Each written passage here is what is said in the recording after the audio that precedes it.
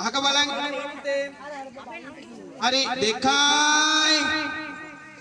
go 3යි.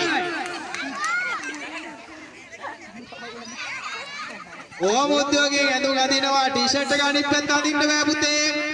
T-shirt එක හරියට අඳින්න ඕනේ. කවුද බලමු?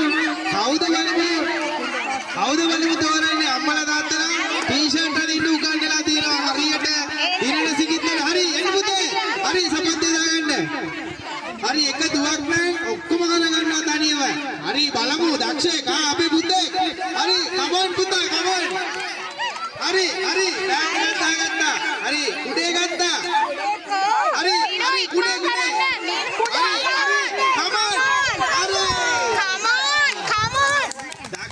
හරි චූටි දුවක් හරි දෙවෙනි ස්ථානෙට එනවා. බබාලා සූදානම් වෙනවා. ළමාරු ටී-ෂර්ට් එක අදිනවා. හරි බබා තුන්වෙනියට ආවා. හතරවෙනියට ආවා. හරි පස්වෙනියට ආවා. ඔන්න බබාලා තනියම ලෑස්ති වෙනවා. හරි. ඔක්කොලාම ලෑස්ති වෙන්න ඕනේ. තාම ටී-ෂර්ට් එක අදිනවා. චුට්ටක් උදව් කරන්න ගිහිල්ලා ඉතින් අම්මා නේද? අම්මා චුට්ටක් උදව් කරන්න. टी-शर्ट එක අදින්න. අත ඉඳන් ගෙදර ගිහුවම टी-शर्ट අදින්න පුරුදු කරන්න ඕනේ ඈ චූටි පුතාලට. ඒක තමයි යෝගෙන් දෙන්නේ පණිවිඩේ. නේද? චූටි දේවල් කරගන්න පුරුදු වෙන්න ඕනේ දැන්. ඕම්. හරි good.